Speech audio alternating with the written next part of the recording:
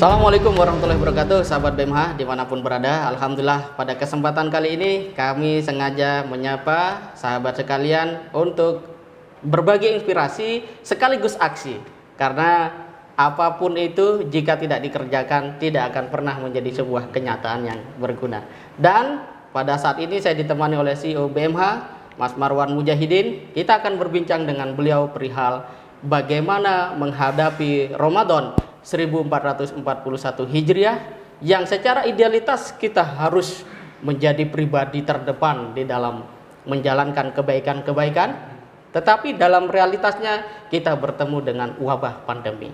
Nah, kira-kira bagaimana cara kita mengisi Ramadan dan seperti apa kita kalau ingin bersama dengan BMH menebar inspirasi, hidayah, manfaat di tengah-tengah umat. Ini ada satu hal yang menarik, Mas. Kalau dalam konteks logika empiris ada hal yang paradoks. Karena Ramadan bicaranya itu kemenangan, tapi kenyataannya kita ini kan dalam situasi yang sulit. Nah, ini bagaimana pandangan Mas Marwan sebagai pemimpin di dalam lembaga yang mendorong gerakan zakat terus maju di Indonesia ini? Ya, assalamualaikum warahmatullahi wabarakatuh, sahabat-sahabat semua yang berbahagia. Apapun kondisinya, Mas Imam, sebagai seorang beriman harus bersyukur. Kita masih diberikan kesempatan hidup dan masih diberikan kesempatan untuk beramal soleh. Nah, di tengah-tengah kondisi pandemi yang mewabah di hampir di seluruh dunia ini, bagi sebagian orang yang kemudian merasakan ini memberikan ancaman, ya, memberikan ancaman. Tapi kemudian bagi orang yang beriman selalu mengedepankan yang namanya positive thinking, berhusnudzon, bahwa di tengah-tengah kondisi seperti ini banyak peluang-peluang yang kemudian bisa dilakukan. Di tengah-tengah kesempitan, kesulitan yang menjepit, yang menghimpit, ada celah yang kemudian kita bisa keluar dari situ. Filosofi air, bagaimanapun sempitnya, bagaimanapun sulitnya, bagaimanapun kecilnya lubang itu, selagi ada kesempatan dia bisa mengalirkan air. Jadi terus optimistis. Terus optimistis. Realitas harus dijawab dengan keyakinan, begitu kira-kira. Subhanallah. Jadi syukur itu memang sebuah kunci untuk kita tetap eksis, bahagia dan bisa membahagiakan. Karena kalau cuma bahagia itu cukup manusia biasa, tapi membahagiakan itu manusia luar biasa. Nah, ini terkait dengan Ramadan. Ini BMH punya tema total kebaikan. Ini kira-kira apa maknanya? Apakah total kebaikan ini selama ini kebaikan itu menjadi parsial atau seperti apa? Atau ada filosofi tertentu ini sehingga masyarakat dengan tema total kebaikan ini, oh iya ngerti saya harus ikut ini, gitu. Seperti apa ini kira-kira? Ya, begini Mas Imam, di tengah-tengah kondisi yang seperti ini dan memasuki bulan Ramadan ini tentu menjadi Ramadan yang berbeda. Dan bisa jadi kemudian kita menikmati Ramadan yang seperti ini seumur hidup cuma sekali. Bisa jadi seperti itu. Dan ini menjadi pengalaman yang kita bisa menceritakan kepada anak-anak kita, generasi-generasi kita, bahwa dulu bapak kakek pernah merasakan yang seperti ini, gitu ya. Nah, Ramadan sebagai bulan yang penuh dengan keberkahan, penuh dengan kemuliaan, tentu Allah Subhanahu wa Ta'ala memberikan solusi-solusi terhadap apa yang melanda saat ini. Ya, walaupun kemudian berbicara ibadah secara ritual, tarawih, sholat Id misalnya ya, kita mau tadarus bersama kawan-kawan di masjid itu sudah dibatasi, ya. Walaupun di sebagian masjid kemudian membolehkan dengan mengedepankan protokol kesehatan. Ya. Nah, BMH mengangkat total kebaikan ini. Bagaimana di tengah-tengah kondisi yang seperti ini, saya sampaikan tadi, mumpung kita ada kesempatan, mumpung kita ada harta, mumpung kita ada usia, mumpung kita ada waktu, kemumpungan ini kita maksimalkan secara maksimal. Kenapa? Karena Allah masih memberikan kemumpungan ini. Gitu. Yang satu saat kemudian kemumpungan ini bisa menjadi ketidakmumpungan. Nah, gitu ya. Nah, sehingga dengan kemumpungan ini bagaimana kita bisa total kebaikan. Baik kemudian beribadah terhadap diri sendiri, kemudian menjadi orang baik dan tidak cukup hanya menjadi orang baik, tapi kita bisa mengajak orang untuk kemudian bisa berbuat baik. Gitu, kalau Mas. begitu aji mumpung tuh ternyata ada tempatnya ya. Aji mumpung ada tempatnya. Nggak selamanya dia negatif, sahabat. Mumpung Iya. Ramadan ini harus kita keluarkan ajiannya untuk Betul. total kebaikan. Tapi mungkin makna lebih kepada ibadah sosialnya seperti apa ini, Mas Farhan? Makna totalnya, apakah kemudian setiap hari kita sedekah, atau ini kan ada anjuran nih supaya menyegerakan zakat nih. Iya. Nah, kan kalau dalam hadisnya zakat itu sunnahnya menjelang akhir gitu ya, menjelang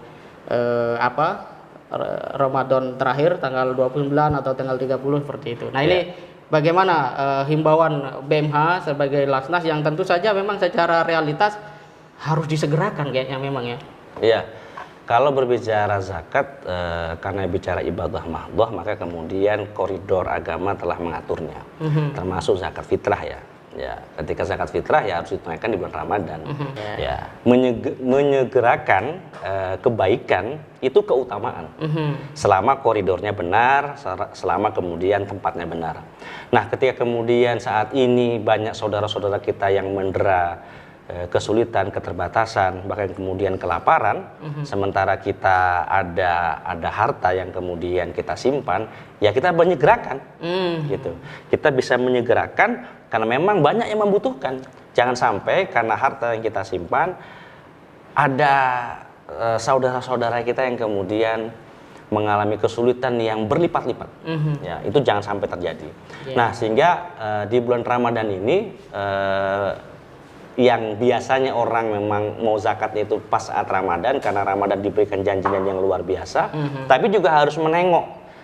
Jangan kemudian kita ingin mendapatkan itu, sehingga kita menahan untuk bersedekah, menahan untuk berzakat, karena nanti aja deh ketika bulan Ramadan. Ya, sisi egoisme dalam hal ini juga tentu tidak baik, ya, tentu tidak baik. Dan Allah Subhanahu wa taala akan tahu bagaimana kemudian hambanya melakukan kebaikan di saat orang yang memang membutuhkan, dan itu keutamaan bagi orang-orang yang bersedekah. Ya, dahsyat sekali. Jadi sahabat jangan ragu-ragu nih, kalau besok itu Ramadan sudah boleh segera ya membayar zakat dan memperbanyak sedekah. Tapi kan logika orang kayak gini, ini kan wabah, kita belum tahu nih situasi nanti kayak gimana. Nah, orang cenderung tarik menarik ini antara segera dengan menahan. Nah, ini tipsnya bagaimana nih supaya kita memang total kebaikan gitu. Artinya yakin bahwa dengan kita menyegerakan kebaikan itu juga datang pada kita dari sisi Allah, baik dari diri sendiri ataupun keluarga.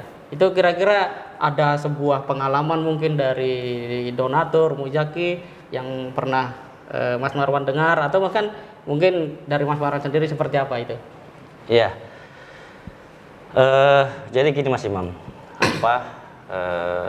dengan adanya pandemi yang seperti ini ya, kita kadang secara manusiawi juga takut. Betul. Ya, takut. Tapi ketakutan ini kemudian bisa kita bentengi dengan keimanan. Keimanan ini akan kuat ketika ibadah kita, zikir kita, sholat kita, munajat kita kepada Allah semakin kuat. Maka ketakutan itu menjadi sebuah harapan, optimisme yang terbangun. Nah, tentu kemudian bahasa orang beriman ini kan bahasanya adalah sisi keyakinan. Dan keyakinan ini kan sisi dasar adalah sisi ilmu ya. Nah, bagaimana kemudian dalam kondisi seperti ini, contohnya misalnya terkait kalau kita mau lihat bagaimana bersedekah ya, ataupun kemudian memberikan hartanya jalan Allah. Ketika Abu Bakar itu seluruhnya diberikan, ya mungkin menurut kita, wah ini berat sekali. Ya udah kalau begitu bagaimana seperti Umar deh setengah? Oh ini berat sekali. Mungkin sepertiga. Oh masih berat sekali. Oh mungkin kemudian seperempat dan sebagainya. Ya tergantung memang dari kapasitas dan keyakinan kita. Ya tanpa kemudian mengabaikan keluarga kita, kemudian sanak saudara kita, tetangga terdekat kita. Itu juga kemudian harus kita perhatikan karena itu menjadi tanggung jawab kita bersama. Kalau dalam konteks ilmu waris kan kemudian kita bisa berikan itu kan sepertiga. Ya sepertiga kepada, maka kemudian sisanya itu bisa kemudian dilakukan. Masya Allah. Jadi sahabat, kita tetap bisa melakukan sebuah upaya untuk melakukan totalitas di dalam kebaikan, dengan prinsip keseimbangan tadi ya. Jadi tidak boleh kemudian karena gara-gara sedekah lalu ada keteteran di dalam rumah kita. Nah, ini hal yang sangat menarik lagi dari konsep total kebaikan. Kita kaitannya dengan geografi Indonesia karena BMH ini kan ada di 34 provinsi ya. Iya. Atau hampir di seluruh Indonesia. Baru 30 provinsi. Baru 30 provinsi. Iya. Ada di 30 provinsi. Artinya kalau sahabat itu donasi atau zakat sedekah lewat BMH, itu kemungkinannya menyapa seluruh Indonesia ya, itu sangat besar. Iya. Nah, ini seperti apa bisa profil BMH sebagai sebuah gerakan zakat yang sepertinya menjadi satu-satunya yang punya jaringan hampir di seluruh Indonesia ini. Iya, berbicara zakat maka kemudian secara filosofi, secara ideologi harus kemudian melihat bagaimana peristiwa zakat yang telah didemonstrasikan. Karena itu pesan Quran, itu pesan sunnah yang harus kita tangkap, termasuk juga ada pesan histori. Nah, dengan kehadiran kita di 30 provinsi, artinya kita memberikan ruang dan kesempatan yang besar dari perspektif BMA untuk mensyiarkan terkait rukun Islam ini. Karena masih banyak sebagian orang zakat itu ya hanya zakat fitrah. Jadi saya nggak ada zakat apapun kecuali fitrah, dan itu pun dibayarkan setahun sekali di bulan Ramadan. Yang dibayar satu jiwa itu 2,5 kilogram. Nah, hanya itu saja. Nah, tugas kita sebagai pejuang zakat, sebagai dai, harus menyerukan, mensiarkan dengan segala metodologi. Sekarang sudah internet sudah di mana-mana, dunia sosial sudah di mana-mana, maka sebagai seorang dai, sebagai seorang amil harus memaksimalkan itu. Nah, ketika itu kemudian sudah dimaksimalkan dan para masyarakat atau muzaki ingin bertanya, saya mau berzakat bagaimana, mau kemana dan bagaimana. Nah, kita sudah hadir tuh di A30 sehingga pihak muzaki, pihak donatur bisa datang on the spot, melihat bagaimana sisi karya-karya dilakukan, ada perubahan-perubahan mustaik yang kemudian sudah terjadi, bagaimana dai melakukan pencerahan kepada umatnya, bagaimana guru bisa melakukan pencerdasan kepada murid-muridnya. Pihak muzaki bisa langsung lihat, ya bisa langsung lihat, sehingga kepercayaan di antara kedua pihak ini akan terbangun, sehingga kekuatan ini menjadi kekuatan yang besar, gerakan ini menjadi gerakan yang besar, sehingga maqasid syariah aniz zakah ini benar-benar bisa terrealisasikan, insya Allah. Masya Allah, jadi luar biasa. Jadi kalau lewat BMH ini kita bisa menyapa hampir seluruh wilayah Indonesia, dan sahabat bisa silahkan datang satu persatu di mana wilayah yang mungkin menjadi titik yang menjadi daya tarik, itu bisa dilihat mulai dari program dakwah, pendidikan, dan beragam program lainnya.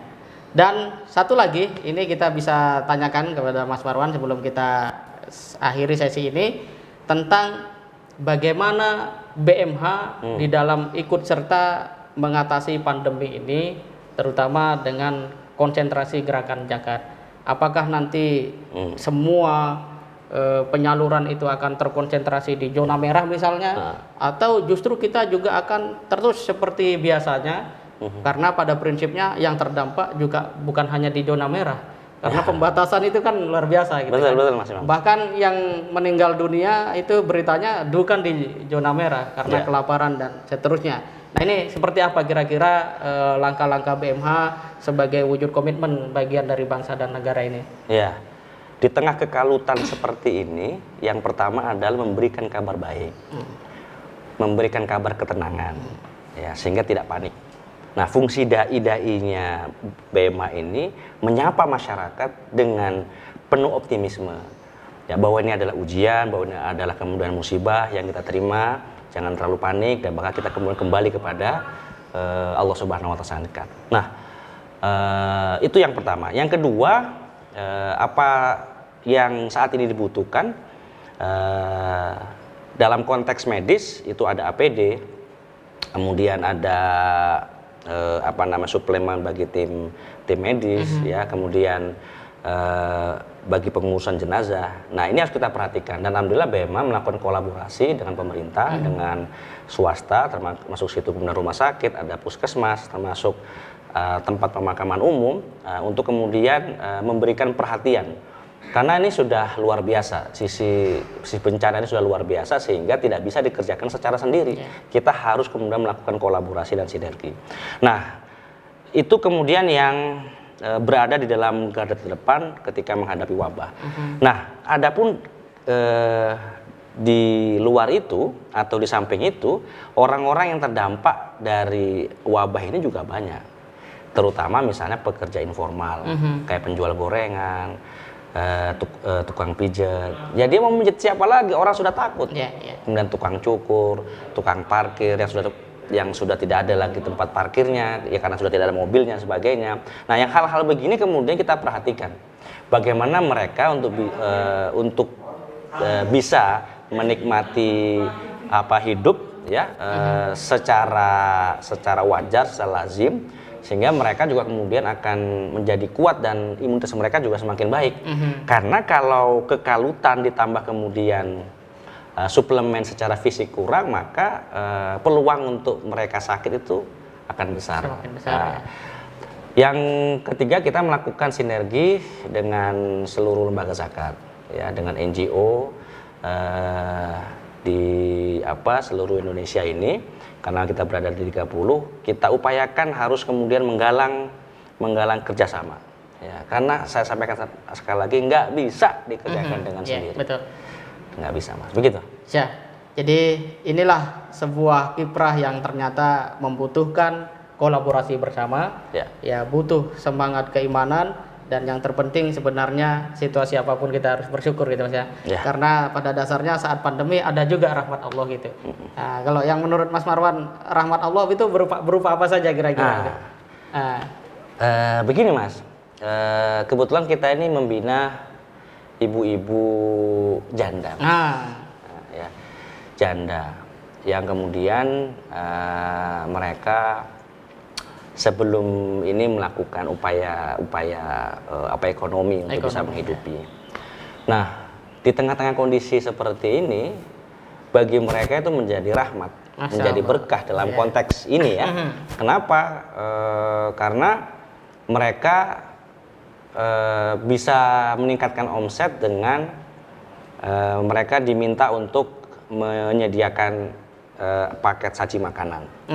Kemudian terkait untuk sembako, karena kita punya program sembako dan makanan-makanan ringan, mereka menyiapkan kue-kue kering. Nah, ini permintaannya luar biasa. Nah, sehingga di setiap kesulitan itu ada memang kemudahan. Gitu. Nah, ini persoalan keyakinan ya, keyakinan. Nah, kemudian ada yang mohon maaf tukang cilok yang kemudian saat ini sulit untuk bisa mendapatkan maisha, kita ajak untuk bisa menjahit dan diajari 1-2 hari selesai, mereka mendapatkan proyek untuk menyelesaikan sekian banyak APD, sekian masker, masker, dan itu diberikan kepada rumah sakit dan sebagainya. Artinya ketika mereka dagang cilok agak sulit untuk mendapatkan maisha, dengan mereka beralih profesi, mungkin sementara atau terus saya nggak tahu, itu mendapatkan berkah. Dan makan penghasilannya jauh berlipat dibanding ada istilah apa? The power of kepepet. The power of kepepet. Alhamdulillah, demikian sahabat sekalian bincang kita bersama CEO BMH bahwa dalam situasi pandemi ini mental yang harus kita bangun adalah kesyukuran, kemudian benteng yang harus kita kuatkan adalah keimanan, dan langkah terakhir adalah bersegera untuk menunaikan zakat, infak, dan sedekah. Karena itu akan menggerakkan ekonomi, menyatukan silaturahim dalam bentuk eksistensi yang paling substansial. Memang tidak boleh salaman hari ini, nggak boleh ketemu. Tetapi dengan zakat dan sedekah itu semua orang bisa bersatu, berpadu kekuatannya, sehingga lahirlah sebuah total kebaikan. Jadi total kebaikan ini bukan hanya karena kita zakat dan sedekah, tapi karena dampak dari zakat dan sedekah sahabat semua akan melahirkan gelombang kebaikan yang menjadikan Indonesia insya Allah menang melawan COVID-19. Demikian, terima kasih. Assalamualaikum warahmatullahi wabarakatuh.